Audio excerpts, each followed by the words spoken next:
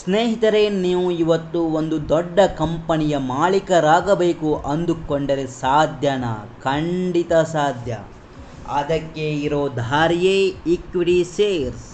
ನಮಸ್ಕಾರ, ನಾನು ನಿಮ್ಮ ಮಹೇಶ್. ಇವತ್ತು ನಾವು ಈ ಈಕ್ವಿಟಿ ಷೇರುಗಳು ಅಂದರೆ ಏನು, ಇದರ ರಿಸ್ಕ್ ಮತ್ತು ರಿವಾರ್ಡ್ ಹೇಗಿರುತ್ತೆ ಅಂತ ಸಿಂಪಲ್ ಆಗಿ ತಿಳಿಯೋಣ ಬನ್ನಿ.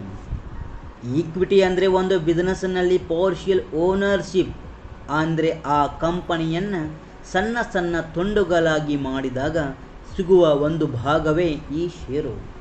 ಒಮ್ಮೆ ನೀವು ಒಂದು ಕಂಪನಿಯ ಷೇರು ತಗೊಂಡ್ರೆ ನೀವು ಆ ಕಂಪನಿಯ ಭಾಗಶಃ ಮಾಲೀಕರು ಅಂದ. ಕಂಪನಿ ಬೆಳೆದ ಹಾಗೆ ನಿಮ್ಮ ಹಣ ಕೂಡ ಬೆಳೆಯುತ್ತೆ ಮತ್ತು ಕಂಪನಿ ಮಾಡುವ ಲಾಭದಲ್ಲಿ ಅಂದರೆ ಡಿವಿಡೆಂಡ್ನಲ್ಲಿ ನಿಮಗೂ ಪಾಲು ಸಿಗುತ್ತೆ.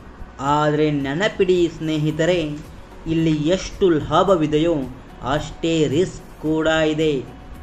ಕಂಪನಿ ನಷ್ಟ ಅನುಭವಿಸಿದರೆ ಆ ನಷ್ಟದಲ್ಲಿ ಕೂಡ ನಮಗೆ ಪಾಲಿದೆ. ಅದಕ್ಕೆ ಇದನ್ನು ರಿಸ್ಕ್ ಕ್ಯಾಪಿಟಲ್ ಅಂತಾರೆ. ಇದನ್ನು ಕಂಪನಿಗಳು ಸ್ಟಾಕ್ ಎಕ್ಸ್ಚೇಂಜ್ ಮೂಲಕ ಇಶ್ಯೂ ಮಾಡ್ತಾರೆ.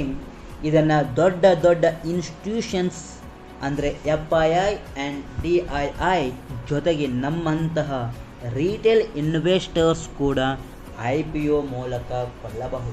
ನಮ್ಮ ಹಣ ಸೇಫ್ ಆಗಿರಲು ಅಂತ ಇದರ ಮೇಲೆ ಸಬಿ ಮತ್ತು ಮಿನಿಸ್ಟ್ರಿ ಆಫ್ ಕಾರ್ಪೊರೇಟ್ ಅಫೇರ್ಸ್ ನಂತಹ ಕಾನೂನು ಸಂಸ್ಥೆಗಳ ಕಣ್ಣಿರುತ್ತೆ. ಹಾಗಾಗಿ ಇಲ್ಲಿ ಎಲ್ಲವೂ ಸಿಸ್ಟಮ್ಯಾಟಿಕ್ ಆಗಿ ನಡೆಯುತ್ತೆ. ಹಾಗಾದರೆ ಷೇರು ತಗೊಳ್ಳೋದು ಅಂದರೆ ಲ್ಯಾಟರಿ ಹಾಕೋದಲ್ಲ, ಒಂದು ಒಳ್ಳೆಯ ಬಿಸ್ನೆಸ್ನ ರಿಸ್ಕ್ ಮತ್ತು ರಿವಾರ್ಡ್ ಎರಡನ್ನು ಹಂಚಿಕೊಳ್ಳುವ ಧೈರ್ಯ ಮಾಡೋದು. ಒಬ್ಬ ಬುದ್ಧಿವಂತ ಇನ್ವೆಸ್ಟರ್ ಯಾವತ್ತೂ ಶೇರ್ ಪ್ರೈಸ್ ನೋಡಿ ಹಣ ಹಾಕಲ್ಲ, ಬದಲಾಗಿ ಆ ಬಿಸ್ನೆಸ್ನ ಕ್ವಾಲಿಟಿ ನೋಡಿ ಮಾಲೀಕನಾಗಲು ಯೋಚಿಸುತ್ತಾನೆ. ನೀವು ಕೂಡ ಒಂದು ಕಂಪನಿಯಲ್ಲಿ ಪಾಲುದಾರರಾಗಬೇಕು ಅಂದರೆ ಮೊದಲು ರಿಸರ್ಚ್ ಮಾಡಿ ಆಮೇಲೆ ಷೇರು ಖರೀದಿಸಿ.